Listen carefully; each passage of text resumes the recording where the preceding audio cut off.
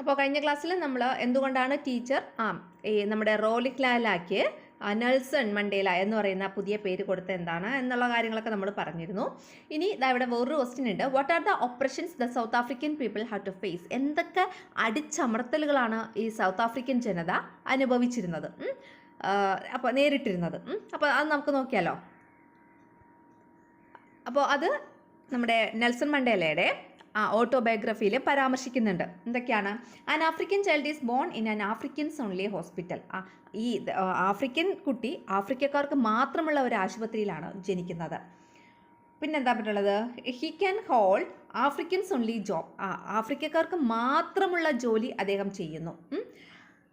Rent a house in Africans only township. ആഫ്രിക്കക്കാർക്ക് മാത്രമുള്ള African ടൗൺഷിപ്പിൽ മാത്രമേ ആ വ്യക്തിക്ക് ഒരു വീട് റെൻ്റ് ചെയ്യാൻ അല്ലെങ്കിൽ വാടകയ്ക്ക് എടുക്കാൻ കഴിയുള്ളൂ. പിന്നെന്താണ്? Ride Africans only trains. ആഫ്രിക്കക്കാർക്ക് മാത്രമുള്ള ട്രെയിനിൽ മാത്രമേ ഇദ്ദേഹത്തിന് യാത്ര ചെയ്യാൻ കഴിയുള്ളൂ. And be stopped at any of the day or night and be ordered to produce a pass. രാത്രിയോ പകലോ ഒരു വ്യത്യാസവുമില്ലാതെ അവനെ തടഞ്ഞു നിർത്തി, അതായത് ഈ ആഫ്രിക്കക്കാരനെ തടഞ്ഞു നിർത്തി അവന് പാസ് ഹാജരാക്കാൻ അവനോട് ഉത്തരവിടുന്നു. Then without which he can be arrested and thrown jail. ഈ ഒരു പാസ് അവൻ്റെ കൈവശമില്ലെങ്കിൽ അവൻ എന്ത് ചെയ്യുന്നു? അവനെ അറസ്റ്റ് ചെയ്ത് ജയിലിലേക്ക് വലിച്ചെറിയുന്നു. വളരെ നികൃഷ്ടമായിട്ടുള്ള രീതിയിലാണ് അവരോട് പെരുമാറുന്നത്. അതാണ് ഇവിടെ നെൽസൺ മണ്ടേല ഈ വാക്കുകളിലൂടെ നമുക്ക് മനസ്സിലാക്കുന്നത്. His life is circumscribed by racist laws and regulations that cripple his growth, dim his potential and stunt his life. അതായത് അവൻ്റെ കഴിവുകളെ കെടുത്തുകയും അവൻ്റെ ജീവിതത്തെ മുരടിപ്പിക്കുകയും ചെയ്യുന്ന ക്രൂരമായിട്ടുള്ള ഒരു വംശീയ നിയമങ്ങളും ചട്ടങ്ങളും അവൻ്റെ ജീവിതത്തെ ചുറ്റിയിരിക്കുന്നു. അപ്പോൾ ഇതിൽ ആഫ്രിക്കക്കാർ നേരിടുന്ന ഏതൊക്കെ തരത്തിലുള്ള അവഗണനയാണ് എന്നുള്ളതാണ് ഇവിടെ പറഞ്ഞിട്ടുള്ളത്. അപ്പോൾ ആ ഒരു ക്വസ്റ്റ്യൻ്റെ ആൻസർ നമുക്ക് ഇതിൽ നിന്ന് എഴുതാൻ കഴിയും കേട്ടോ. അത് ജസ്റ്റ് ഒന്ന് പറഞ്ഞതേ ഉള്ളൂ. നമുക്ക് അടുത്ത പോർഷനിലോട്ട് പോവാം. ഈ യൂണിറ്റിൻ്റെ ഡീറ്റെയിൽഡ് നോട്ട്സിൽ ഇതൊക്കെ ഉൾപ്പെടുത്തി നോട്ട്സ് തരാം കേട്ടോ. Nelson Mandela, who was well aware of the need to free his people from the clutches of colonization and racial discrimination, endeavored tirelessly for the freedom of his people and nation. അതായത് ഈ Nelson മണ്ടേലയ്ക്ക് കോളനിവൽക്കരണത്തിൽ നിന്നും ഈ വർണ്ണവിവേചനത്തിൽ നിന്നും തൻ്റെ ജനതയെ മോചിപ്പിക്കേണ്ടതിൻ്റെ ആവശ്യകത ബോധ്യപ്പെട്ടു. അതിനാൽ അദ്ദേഹം തൻ്റെ നാടിനും അവിടെയുള്ള ജനങ്ങൾക്കും വേണ്ടിയിട്ട് ടയർലെസ്ലി എന്ന് വെച്ചാൽ അക്ഷീണം പ്രയത്നിച്ചു. എന്തിന്? അവരെ മോചിപ്പിക്കാൻ വേണ്ടിയിട്ട് കേട്ടോ. ഇനി based on the oppressive laws existed in South Africa and the reference made by Nelson Mandela on the conducted discussion on the realities that the blacks had to face. അതായത് ദക്ഷിണാഫ്രിക്കയിൽ നടപ്പിലാക്കിയിരുന്ന നിയമങ്ങൾ, നെൽസൺ മണ്ടേലയുടെ പരാമർശങ്ങൾ ഇവിടെ അടിസ്ഥാനത്തിൽ ഈ കറുത്ത വർഗ്ഗക്കാർ അഭിമുഖീകരിക്കേണ്ടി വന്ന ജീവിതാവസ്ഥയെക്കുറിച്ച് ഒരു ചർച്ച സംഘടിപ്പിക്കുക. അദ്ദേഹത്തിൻ്റെ ആത്മകഥയിൽ നിന്നുള്ള ഭാഗത്തു നിന്നുള്ള കാര്യങ്ങളും പിന്നെ കുറച്ച് ലോസൊക്കെ ഇംപ്ലിമെൻ്റ് ചെയ്തില്ലേ, ആ കാര്യങ്ങളൊക്കെ ഉൾപ്പെടുത്തി നമ്മൾ ഒരു ഡിസ്കഷൻ സംഘടിപ്പിക്കുക. ഇനി Nelson Mandela founded the African National Congress Youth League by leading the youth. അതായത് നെൽസൺ മണ്ടേല യൂത്തിനെ അല്ലെങ്കിൽ യുവജനങ്ങളെ അണിനിരത്തി എന്ത് രൂപീകരിച്ചു? African National Congress Youth League. അതാണ് African National Congress Youth League എന്ന ഒരു സംഘടന ആര് രൂപീകരിച്ചു? നെൽസൺ മണ്ടേല രൂപീകരിച്ചു. Later he took the membership in African National Congress. പിന്നീട് അദ്ദേഹം ആഫ്രിക്കൻ നാഷണൽ കോൺഗ്രസ്സിൽ അംഗത്വമെടുത്തു. അപ്പോൾ നെൽസൺ മണ്ടേല രൂപീകരിച്ച ഒരു സംഘടനയാണ് ഏത്? African National Congress Youth League. അതൊരു യുവജന സംഘടനയാണ്, യൂത്ത് ഓർഗനൈസേഷനാണ്. അപ്പോൾ അതിനുശേഷം പിന്നെ അദ്ദേഹം ആഫ്രിക്കൻ നാഷണൽ കോൺഗ്രസ്സിൽ മെമ്പർഷിപ്പ് എടുത്തു. The major leaders who worked along with Mandela were. മണ്ടേലയോടൊപ്പം ഇതിൽ വർക്ക് ചെയ്തിരുന്ന പ്രധാനപ്പെട്ട ലീഡേഴ്സ് ആരൊക്കെയായിരുന്നു? Walter Sisulu. ആരാണ്? Walter Sisulu. പിന്നെ ഒലിവർ താംബോ. അവരുടെയൊക്കെ ഫോട്ടോസാണ് താഴെ കിടക്കുന്നത് കേട്ടോ. പിന്നെ ഡെസ്മണ്ട് ടുട്ടു. ഏതൊക്കെയാണ്? വാൾട്ടർ സിസിലു, ഒലിവർ താംബോ, ഡെസ്മണ്ട് ടുട്ടു എന്നിങ്ങനെ 3 പേർക്കൊപ്പമാണ് മണ്ടേലയോടൊപ്പം പ്രവർത്തിച്ച മറ്റു പ്രധാനപ്പെട്ട നേതാക്കൾ. ഇനി അപ്പാർത്തീഡ് എന്ന് പറയുന്ന ആ വാക്കിൻ്റെ അർത്ഥം വർണ്ണവിവേചനം എന്നാണ് കേട്ടോ. അപ്പാർത്തീഡ് അല്ലെങ്കിൽ വർണ്ണവിവേചനം. The social order that discriminated the blacks racially and economically is known as apartheid, due to which the whites in South Africa got high consideration. അതായത് കറുത്ത വർഗക്കാർക്കെതിരെ റേഷ്യലി വംശീയമായും എക്കണോമിക്കലി സാമ്പത്തികമായും ഡിസ്ക്രിമിനേറ്റ് ചെയ്യുന്നു, അവരെ വേർതിരിച്ചു നിർത്തുന്നു. ആ വേർതിരിവിൻ്റെ സോഷ്യൽ ഓർഡർ, വേർതിരിവിൻ്റെ ആ ഒരു സാമൂഹിക ക്രമമാണ് എന്തെന്ന് അറിയപ്പെടുന്നത്, അപ്പാർത്തീഡ് എന്നറിയപ്പെടുന്നത്. ഡ്യൂ ടു വിച്ച്, ഈ അപ്പാർത്തീഡ് കാരണം ദ വൈറ്റ്സ് ഇൻ സൗത്ത് ആഫ്രിക്കയിലെ വെള്ളക്കാർക്ക്, വൈറ്റ്സിന് എന്ത് കിട്ടി, ഗോട്ട് ഹൈ കൺസിഡറേഷൻ, ഉയർന്ന പരിഗണന ഇതുമൂലം ലഭിച്ചു. ഏത് മൂലം? ഈ അപ്പാർത്തീഡ് മൂലം. അപ്പോൾ അപ്പാർത്തീഡ് മൂലം പരിഗണന ലഭിക്കാത്ത വംശം ബ്ലാക്സും പരിഗണന ലഭിക്കുന്ന വംശം എന്ന് പറയുന്നത് വൈറ്റ്സും ആയിരുന്നു. The National Party that came to power in 1948 legally enforced racial separation and discrimination and legalized the apartheid. അതായത് 1948 അധികാരത്തിൽ വന്ന നാഷണൽ പാർട്ടി എന്ത് ചെയ്തു, വേർതിരിവും വിവേചനവും നിയമം മൂലം നടപ്പിലാക്കിക്കൊണ്ട് അപ്പാർത്തീഡ് നിയമാനുസൃതമാക്കി, ലീഗലൈസ്ഡ് ആക്കി, നിയമാനുസൃതമാക്കി. അപ്പാർത്തീഡ് നിയമം മൂലം അത് സൗത്ത് ആഫ്രിക്കയിലെ ഒരു നിയമമാക്കി മാറ്റി. മനസ്സിലായോ? The following are the laws that were introduced for executing apartheid. Apartheid execute ചെയ്യാൻ വേണ്ടിയിട്ട് കുറച്ച് നിയമങ്ങൾ അവർ രൂപീകരിച്ചു. ഒരു നാഷണൽ പാർട്ടി അധികാരത്തിൽ വന്നല്ലോ 1948. അപ്പോൾ ഈ 1948 അധികാരത്തിൽ വന്ന നാഷണൽ പാർട്ടി അപ്പാർത്തീഡ് നിയമാനുസൃതമാക്കി. എവിടെ? സൗത്ത് ആഫ്രിക്കയിൽ. അത് മാത്രമല്ല, അവർ അത് നിയമാനുസൃതമാക്കുന്നതിന് വേണ്ടിയിട്ട് കുറച്ച് നിയമങ്ങൾ രൂപീകരിച്ചു. ആ നിയമങ്ങളാണ് താഴെ പറഞ്ഞിട്ടുള്ളത്. ഇമ്പോർട്ടൻ്റ് ആണ് കേട്ടോ ഇതൊക്കെ. നമുക്ക് കുറച്ച് ബോറിംഗ് ആയിട്ടുള്ളൊരു ചാപ്റ്ററാണിത്, പക്ഷേ വളരെ ഇമ്പോർട്ടൻ്റ് ആണ് കേട്ടോ. അതിൽ ഒന്നാമത്തത് native pass law act. Native pass law act, അതായത് പാസ് നിയമം. എന്താണ്? The blacks needed special passes for moving from one place to another. ഒരു സ്ഥലത്ത് നിന്ന് മറ്റൊരു സ്ഥലത്തേക്ക് ബ്ലാക്സിന്, കറുത്ത വർഗ്ഗക്കാർക്ക് സഞ്ചരിക്കാൻ വേണ്ടിയിട്ട് എന്ത് വേണം? സ്പെഷ്യൽ പാസ് വേണമെന്ന്. സ്പെഷ്യൽ പാസ് ആവശ്യമാണ് ഒരു സ്ഥലത്ത് നിന്ന് മറ്റൊരു സ്ഥലത്തേക്ക് സഞ്ചരിക്കുക. അതാണ് native pass law act. Native pass law act. Okay, അതായത് പാസ് നിയമം എന്നാണ് എന്നെ പറയുന്നത്. അടുത്തത് group areas and segregation act. Group area നിയമം. Group areas and segregation act അല്ലെങ്കിൽ ഗ്രൂപ്പ് ഏരിയ നിയമം എന്താണ്? People were transported to different locations based on race. This was known as great apartheid. അതായത് അവരുടെ ഈ വംശത്തെ അടിസ്ഥാനമാക്കി, റേസിനെ ബേസ് ചെയ്തിട്ട് ആളുകളെ ഒരു പ്രത്യേക പ്രദേശങ്ങളിലേക്ക് മാറ്റി. അവർ ഏത് വംശത്തിൽപ്പെട്ടവരാണോ അവരെ മൊത്തത്തിൽ ഒരു പ്രത്യേക പ്രദേശത്തിലേക്ക് മാറ്റി. ഇതിനെയാണ് നമ്മൾ this was known as great apartheid. ഇതിനെയാണ് നമ്മൾ ഗ്രേറ്റ് അപ്പാർത്തീഡ്, മഹാവർണ്ണ അപ്പാർത്തീഡ് എന്ന് വെച്ചാൽ വർണ്ണ വിവേചനം. ഗ്രേറ്റ് അപ്പാർത്തീഡ് മഹാവർണ്ണ വിവേചനം എന്നറിയപ്പെട്ടു. അപ്പോൾ റേസിൻ്റെ ബേസിൽ ആൾക്കാരെ ഒരു പ്രത്യേക പ്രദേശത്തോട്ട് മാറ്റി. ഇങ്ങനെ ഒരു സ്ഥലത്തു നിന്ന് മറ്റൊരു സ്ഥലത്തേക്ക് ആൾക്കാരെ മാറ്റിയത് എന്തെന്നറിയപ്പെടുന്നു? ഗ്രേറ്റ് അപ്പാർത്തീഡ് അല്ലെങ്കിൽ മഹാവർണ്ണ വിവേചനം എന്നറിയപ്പെട്ടു. ഈ ഒരു നിയമത്തിലാണ് group areas and segregation act അല്ലെങ്കിൽ ഗ്രൂപ്പ് ഏരിയ നിയമം എന്ന് അറിയപ്പെടുന്നത്. ഓക്കെ, അടുത്തത് പോപ്പുലേഷൻ രജിസ്ട്രേഷൻ ആക്ട്. ജനസംഖ്യാ രജിസ്ട്രേഷൻ നിയമം. എന്താണ്? Identity card was made compulsory for all who completed 18 years of age. 18 വയസ്സ് കഴിഞ്ഞ എല്ലാവർക്കും അവരുടെ കമ്പൾസറി ആക്കി. അവർക്ക് ഐഡൻറ്റിറ്റി കാർഡ് കമ്പൾസറി ആക്കി. 18 വയസ്സ് കഴിഞ്ഞ എല്ലാവർക്കും ഐഡൻറ്റിറ്റി കാർഡ് കമ്പൾസറി ആക്കി. അതാണ് പോപ്പുലേഷൻ രജിസ്ട്രേഷൻ ആക്ട് അല്ലെങ്കിൽ ജനസംഖ്യ രജിസ്ട്രേഷൻ നിയമം എന്നറിയപ്പെടുന്നത്. അടുത്തത് home land system. Bantu authorities act. ബന്ധു അതോറിറ്റീസ് ആക്ട് അല്ലെങ്കിൽ ഹോം ലാൻഡ് സിസ്റ്റം എന്നറിയപ്പെടുന്നത് എന്താണെന്ന് നോക്കാം. The blacks become citizens of special local self-government bodies and hence lost their South African citizenship. അതായത് ഈ ബ്ലാക്സ് പ്രത്യേക ഒരു തദ്ദേശ സ്വയംഭരണ പ്രദേശങ്ങളിലെ പൗരന്മാരായി മാറുകയും അവർക്ക് ദക്ഷിണാഫ്രിക്കൻ പൗരത്വം, സൗത്ത് ആഫ്രിക്കയുടെ ആ ഒരു സിറ്റിസൺഷിപ്പ് നഷ്ടപ്പെടുകയും ചെയ്തു. The blacks become citizens of special local self government. പ്രത്യേക ലോക്കൽ സെൽഫ് ഗവൺമെൻറ് ബോഡീസിലെ പൗരന്മാരായി മാറി. ആര്? ബ്ലാക്സ്. ആൻഡ് ഹെൻസ് അതുകൊണ്ട് അവർക്ക് എന്ത് നഷ്ടപ്പെട്ടു? Lose their South African citizenship. South African citizenship അവർക്ക് നഷ്ടപ്പെട്ടു. അതാണ് ബന്ധു അതോറിറ്റീസ് ആക്ട് എന്നറിയപ്പെടുന്നത്. ഇനി reservation of separate amenities act, അതായത് പ്രത്യേക സൗകര്യ സംവരണ നിയമം. Reservation of separate amenities act. Sign boards were installed in public places such as grounds, beaches, buses, hospitals, schools, parks etcetera. Public പ്ലേസസിൽ കുറച്ച് സൈൻ ബോർഡ് അവർ install ചെയ്തു. എവിടെയൊക്കെയാണ് ഈ പബ്ലിക് പ്ലേസസ് എന്ന് പറയുന്നത്? അതായത് ഗ്രൗണ്ടുകൾ, ബീച്ച്, പിന്നെ ബസ്സിൽ, ഹോസ്പിറ്റൽസിൽ, സ്കൂളിൽ, പാർക്കിൽ ഒക്കെ അവർ ഗ്രൗണ്ട് ബോർഡ് സ്ഥാപിച്ചു. അതായത് ഈ ഗ്രൗണ്ട് ബോർഡ് വച്ചേക്കുന്ന സ്ഥലത്ത് ചില സ്ഥലങ്ങളിൽ ബ്ലാക്ക്സ് ആയിട്ടുള്ള ആൾക്കാർ പ്രവേശിക്കാൻ പാടില്ല അങ്ങനെയൊക്കെ പറഞ്ഞിട്ട് ഉള്ള ബോർഡ്സാണ് അവർ വച്ചത് കേട്ടോ. എവിടെ? പബ്ലിക് പ്ലേസിൽ. പബ്ലിക് പ്ലേസ് എന്ന് പറയുമ്പോൾ എല്ലാവർക്കും ഉള്ള സ്ഥലമാണ് അല്ലേ? എല്ലാവർക്കും ഒരേപോലെ അവിടെ പ്രവേശനം നൽകേണ്ട സ്ഥലമാണ്. പക്ഷേ അവിടെ ബ്ലാക്കിനെ ഒഴിവാക്കാൻ വേണ്ടി, ബ്ലാക്ക് ആയിട്ടുള്ള ആൾക്കാരെ ഒഴിവാക്കാൻ വേണ്ടിയിട്ട് അവർ പ്രത്യേക സൈൻ ബോർഡൊക്കെ സ്ഥാപിച്ചു. അവിടെ വൈറ്റ്സിന് മാത്രമേ വന്നിരിക്കാവൂ അങ്ങനെയൊക്കെ ഉള്ള. അടുത്തത് ദ ബന്ധു എഡ്യൂക്കേഷൻ ആക്ട്. ബന്ധു വിദ്യാഭ്യാസ നിയമം എന്താണ്? The blacks were restricted to undergo traditional education only.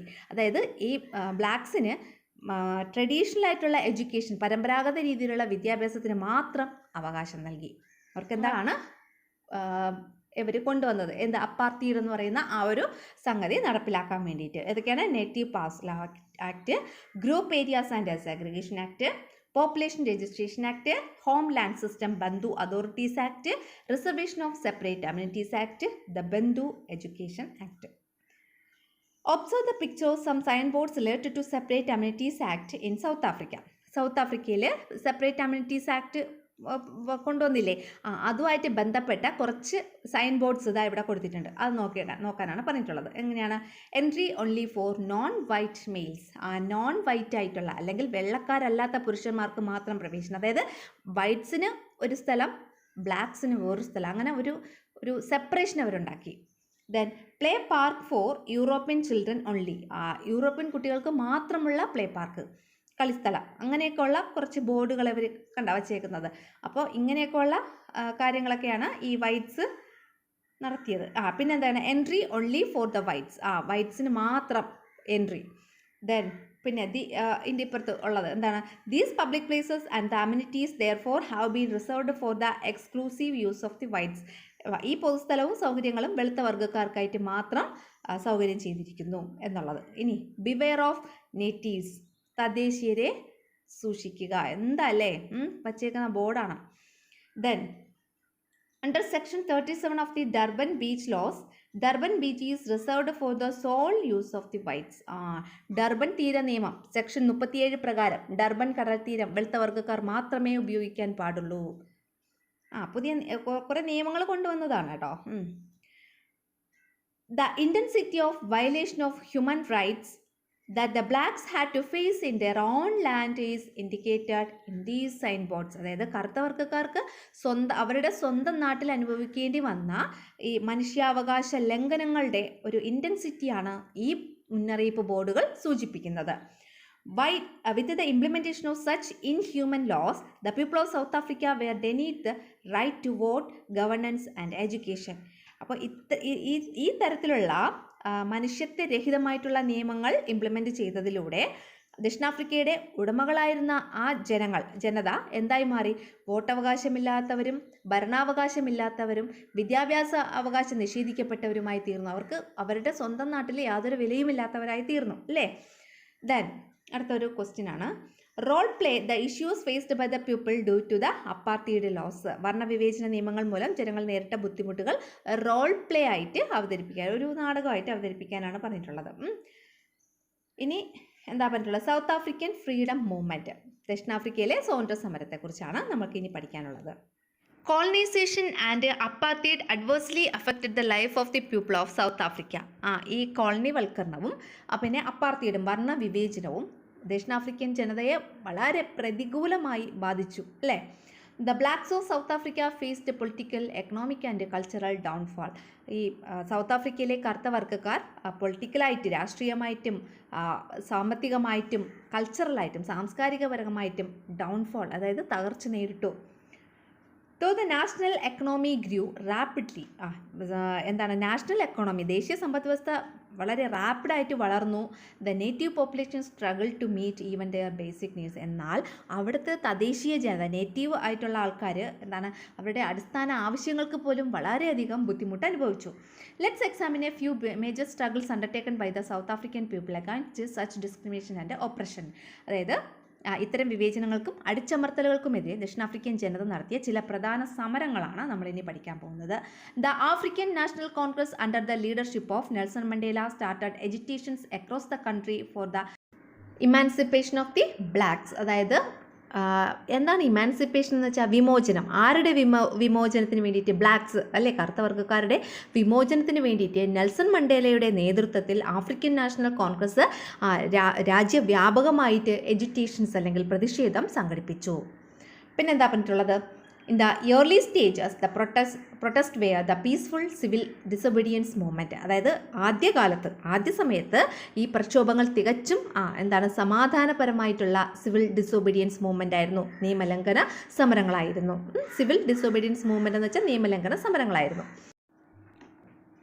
Following the exclusion of the South African Indian Congress and the African National Congress, people from different walks of life such as factory workers, office workers, teachers and students joined the struggle. അതായത് ദക്ഷിണാഫ്രിക്കൻ Indian കോൺഗ്രസിൻ്റെയും African national കോൺഗ്രസിൻ്റെയും ആഹ്വാനം അനുസരിച്ച്, എക്സ്കോർഷൻ അനുസരിച്ച്, അല്ലെങ്കിൽ എക്സ്കോർഷൻ എന്ന് വെച്ചാൽ ആഹ്വാനം, അതനുസരിച്ച് factory workers, office workers, teachers, students, അങ്ങനെ വിവിധ വിഭാഗം ജനങ്ങൾ ഈ സമരങ്ങളിൽ ഒത്തുചേർന്നു.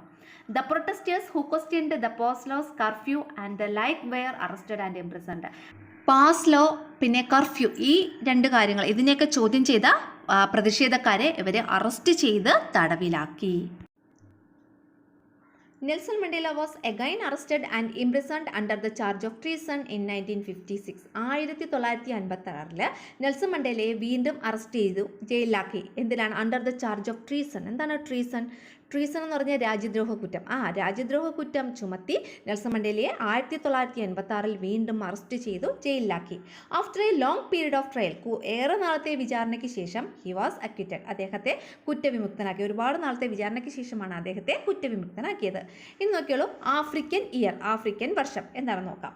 The year 1960 deserves special importance in the history of the freedom struggle of the African countries. African രാജ്യങ്ങളുടെ സ്വാതന്ത്ര്യ സമര ചരിത്രത്തിൽ വളരെ പ്രാധാന്യമർഹിക്കുന്ന ഒരു വർഷമാണ് 1960. This year in which 17 African countries got freedom has great relevance in the history of South Africa as well. അതായത് 17 African രാജ്യങ്ങൾക്ക് സ്വാതന്ത്ര്യം ലഭിച്ച ഈ വർഷത്തിന്, അതായത് 1960 എന്ന് പറയുന്ന വർഷത്തിന് ദക്ഷിണാഫ്രിക്കയുടെ ചരിത്രത്തിലും വളരെയധികം പ്രാധാന്യമുണ്ട്. The people who fought against pass laws were massacred at Sharpeville and the armed rebellion against the South African government started during the same year in 1960. അതായത് പോസ് നിയമങ്ങൾക്കെതിരെ ഷാർപ്പ്വിൽ എന്ന സ്ഥലത്ത് സമരം ചെയ്ത കുറച്ച് ആൾക്കാരെ മെസാക്കർ ചെയ്തു, അതായത് കൂട്ടക്കൊല ചെയ്തതും, പിന്നെ ദക്ഷിണാഫ്രിക്കൻ ഗവൺമെൻറ്റിനെതിരായിട്ട് ആംഡ് റെബലിയൻ അല്ലെങ്കിൽ സായുധ കലാപം ആരംഭിച്ചതും 1960 അപ്പോൾ ഈ രണ്ട് കാര്യങ്ങളും ആഫ്രിക്കയിൽ ആരംഭിച്ചത് 1960 അതുകൊണ്ടാണ് 1960 ആഫ്രിക്കയുടെ ചരിത്രത്തിലെ ഏറ്റവും പ്രധാനപ്പെട്ട ഒരു വർഷമാണ് എന്ന് പറയുന്നത്. ഇന്ത്യൻ സ്വാതന്ത്ര്യ സമര ചരിത്രത്തിൽ ജാലിയൻ വാലാബാഗ് മസാക്കർ ഉണ്ടല്ലോ, ജാലിയൻ വാലാബാഗ് കൂട്ടക്കൊല പോലെ നടന്ന ഒരു സംഭവമാണ് ഈ 1960 ആഫ്രിക്കയിൽ നടന്നത് കേട്ടോ. ഇനി അടുത്തത് Robben island. Robben Island has as much importance in the history of South Africa as that of the cellular jails Kalapani in the Andaman Nicobar Islands in the Indian Freedom Struggle. Indian freedom സ്ട്രഗിളിൽ cellular jail അല്ലെങ്കിൽ കാലാപാനി എന്നറിയപ്പെടുന്ന ഒരു ജയിലുണ്ട്. എവിടെയാണ് അത് സ്ഥിതി ചെയ്യുന്നത്? നമ്മുടെ Andaman ദ്വീപിലുള്ള cellular ജയിലിന് എത്രത്തോളം പ്രാധാന്യമുണ്ടോ അതുപോലെ പ്രാധാന്യമുള്ള ഒരു സ്ഥലമാണ് റോബൻ ദ്വീപ് എന്ന് പറയുന്നത് ആഫ്രിക്കയിൽ. This is the island to which the arrested African leaders of the freedom strugglers were exiled. അതായത് ഈ ആഫ്രിക്കൻ സ്വാതന്ത്ര്യ സമരവുമായിട്ട് ബന്ധപ്പെട്ട് സമരം നടത്തിയ ആൾക്കാരെ അറസ്റ്റ് ചെയ്തിട്ട് അവരെ അയക്കുന്നത് എങ്ങോട്ടാണ്? അവരെ നാട് കടത്തുന്നത് എങ്ങോട്ടാണ്? ഈ പറയുന്ന റോബൻ ഐലൻഡിലോട്ടാണ്. Nelson Mandela remained imprisoned for 18 years here. 18 വർഷക്കാലം മണ്ടേല തടവിൽ കഴിഞ്ഞത് ഈ റോബൻ ഐലൻഡിലാണ് കേട്ടോ. അതാണ് അതിൻ്റെ വളരെ വലിയ ഒരു പ്രത്യേകത എന്ന് പറയുന്നത്. A new mode of struggle named Stay at Home was organized, demanding the right to vote, a constitution without apartheid and the retrieval of POS law. അതായത് വോട്ടവകാശം, പിന്നെ വർണ്ണവിവേചനമില്ലാത്ത ഭരണഘടന, പാസ് നിയമങ്ങൾ പിൻവലിക്കൽ എന്നീ ആവശ്യങ്ങൾ ഉന്നയിച്ച് സ്റ്റേ അറ്റ് ഹോം, അതായത് വീട്ടിലിരുന്നു കൊണ്ട് ഒരു പുതിയ സമരരീതി ഇവിടെ സംഘടിക്കപ്പെട്ടു. The African National Congress and the South African Indian Congress led the struggles. ഈ രണ്ട് സ്ട്രഗിളിനും ഈ സ്റ്റേ അറ്റ് ഹോം എന്ന് പറയുന്ന ഈ ഒരു സ്ട്രഗിളിന് നേതൃത്വം കൊടുത്തത് ആരൊക്കെയായിരുന്നു? ആഫ്രിക്കൻ നാഷണൽ കോൺഗ്രസും ദക്ഷിണാഫ്രിക്കൻ ഇന്ത്യൻ കോൺഗ്രസുമാണ്. Native and Indian workers took part in the struggle. ഈ ഒരു സ്ട്രഗിളിൽ അവിടുത്തെ തദ്ദേശീയരായിട്ടുള്ള ആൾക്കാരും പിന്നെ ഇന്ത്യൻ വർക്കേഴ്സും ഈ ഒരു സമരത്തിന് നേതൃത്വം കൊടുത്തു. The factories, textile mills and schools across the country remained shut. അപ്പോൾ അങ്ങനെ ഇവർ സ്റ്റേ അറ്റ് ഹോം എന്ന് പറഞ്ഞാൽ ആ ഒരു സമരം തുടങ്ങിയപ്പോൾ ഫാക്ടറികൾ, ടെക്സ്റ്റൈൽ മില്ല്, സ്കൂള്, രാജ്യം ഒട്ടാകെയുള്ള ഒക്കെ എന്ത് ചെയ്തു? Remained shut. അതെന്ത് ചെയ്തു? അതൊക്കെ അടഞ്ഞു കിടന്നു. This strike revealed unity and strength of the anti apartheid movement. ഈ ഒരു സമരം വർണ്ണ വിവേചന വിരുദ്ധ പ്രസ്ഥാനത്തിൻ്റെ ഐക്യവും ശക്തിയും വെളിപ്പെടുത്തി. The stay at home was a major struggle in the history of the freedom struggle of South Africa. South ആഫ്രിക്കയിലെ സ്വാതന്ത്ര്യ സമര ചരിത്രത്തിലെ ഒരു പ്രധാനപ്പെട്ട സമരമായിരുന്നു സ്റ്റേ അറ്റ് ഹോം എന്നുള്ളത്. A peaceful protest did not yield any result. പക്ഷേ ഈ പറയുന്ന സമാധാന സമരങ്ങൾക്ക് ഒരു റിസൾട്ടൊന്നും ഉണ്ടാക്കാൻ കഴിഞ്ഞില്ല. അപ്പോൾ എന്ത് ചെയ്തു? Nelson Mandela called for armed rebellion. Nelson Mandela എന്ത് ചെയ്തു? സായുധ സമരത്തിന് നേതൃത്വം അല്ലെങ്കിൽ ആഹ്വാനം ചെയ്തു. കോൾഡ് ഫോർ അതായത് ആഹ്വാനം ചെയ്തു. Nelson Mandela was sentenced to life imprisonment for sabotage, treason and conspiracy in 1964. 1964 sabotage അട്ടിമറി, ട്രീസൺ രാജ്യദ്രോഹം, പിന്നെ കോൺസ്പിരസി ഗൂഢാലോചന എന്നിവ പറയുന്ന ഈ കുറ്റങ്ങളൊക്കെ ആരോപിച്ച് നെൽസൺ മണ്ടേലയ്ക്ക് എന്തു കൊടുത്തു? ലൈഫ് ഇംപ്രിസൺമെൻറ്റ്, ജീവപര്യന്തം തടവ് വിധിച്ചു. He had to suffer a rigorous imprisonment in the Robben Island and Portsmouth jail for a continuous 26 years. 26 വർഷക്കാലം റോബൻ ഐലൻഡിലും പിന്നെ പോൾസ്മൂത്ത് ജയിലിലുമായിട്ട് ജയിൽ ശിക്ഷ അദ്ദേഹത്തിന് അനുഭവിക്കേണ്ടി വന്നു. Countries around the world resorted to siege on South Africa. ലോകരാഷ്ട്രങ്ങൾ ദക്ഷിണാഫ്രിക്കയ്ക്കെതിരെ ഉപരോധം ഏർപ്പെടുത്തി. The United Nations passed a resolution stating that apartheid is an offense against humanity. UN ഉണ്ടല്ലോ, യുണൈറ്റഡ് നേഷൻസ്, ഐക്യരാഷ്ട്ര സംഘടന, അദ്ദേഹം മനുഷ്യത്വത്തിനെതിരെയുള്ള കുറ്റമാണ് വർണ്ണവിവേചനം എന്നുള്ള ഒരു പ്രമേയം പാസാക്കി. This led to the spread of riots across the country. ഇതോടെ ആ നാട്ടിലാകെ റയോട്ട്സ് എന്ന് വെച്ചാൽ കലാപങ്ങൾ അങ്ങ് പടർന്നു. The government declared emergency to oppress the people's protest in 1984. 1984 എന്ത് ചെയ്തു? അവർ എമർജൻസി അല്ലെങ്കിൽ അടിയന്തരാവസ്ഥ പ്രഖ്യാപിച്ചു. Several blacks were killed in the conflicts that followed. അതിനെ തുടർന്നുണ്ടായ കോൺഫ്ലിക്ട്സിൽ അല്ലെങ്കിൽ സംഘർഷങ്ങളിൽ ഒരുപാട് കറുത്ത വർഗ്ഗക്കാർ കൊല്ലപ്പെടുകയുണ്ടായി. When the protests were beyond control, the measures to end the apartheid were started. അതായത് ഈ പ്രക്ഷോഭങ്ങൾ അവർക്ക് നിയന്ത്രിക്കാൻ പറ്റാത്ത രീതിയിലായപ്പോൾ, അനിയന്ത്രിതമായപ്പോൾ വർണ്ണവിവേചനം നിർത്താനുള്ള നടപടികൾ ആരംഭിച്ചു. Political prisoners were released and the restrictions imposed on political parties were lifted. അതായത് രാഷ്ട്രീയ തടവുകാരെ വിട്ടയക്കുകയും രാഷ്ട്രീയ പാർട്ടികൾക്കുണ്ടായിരുന്ന നിരോധനമൊക്കെ നീക്കുകയും ചെയ്തു.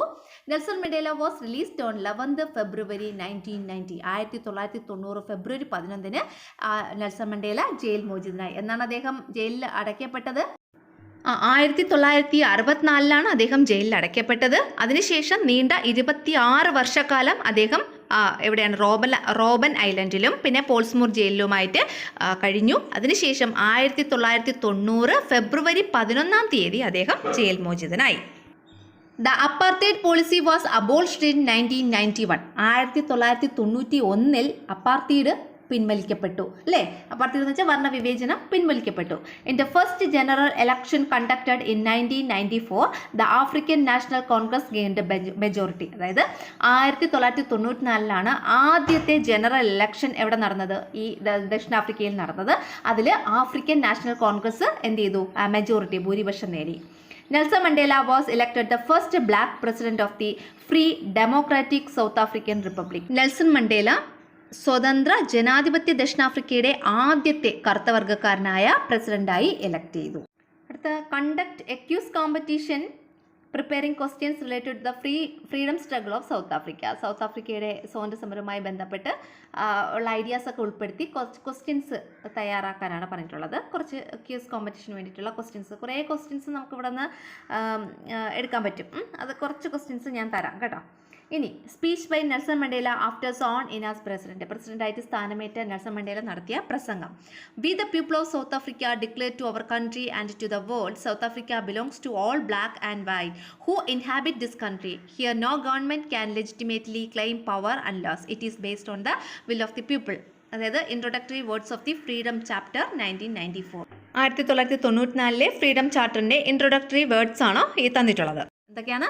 ഞങ്ങൾ ദക്ഷിണാഫ്രിക്കയിലെ ജനങ്ങൾ നമ്മുടെ രാജ്യത്തിനും ലോകത്തിനും അറിയാൻ പ്രഖ്യാപിക്കുന്നു. ദക്ഷിണാഫ്രിക്ക ഈ രാജ്യത്ത് വസിക്കുന്ന കറുപ്പും വെളുപ്പുമുള്ള എല്ലാവർക്കും അവകാശപ്പെട്ടതാണ്. ഇവിടെ ജനങ്ങളുടെ ഇച്ഛയെ അടിസ്ഥാനമാക്കിയുള്ളതല്ലാതെ ഒരു ഗവൺമെന്റിനും ന്യായമായി അധികാരം അവകാശപ്പെടാനാവില്ല. Through this speech Mandela reminded the Africans of the need to stay united. ഈ പ്രസംഗത്തിലൂടെ ആഫ്രിക്കക്കാർ ഒറ്റ ജനതയായി നിൽക്കേണ്ടതിൻ്റെ പ്രാധാന്യം നെൽസൺ മണ്ടേല ഓർമ്മിപ്പിച്ചു. Nelson Mandela's view of coexistence now is a model for all nations of the world where different races harmoniously live together.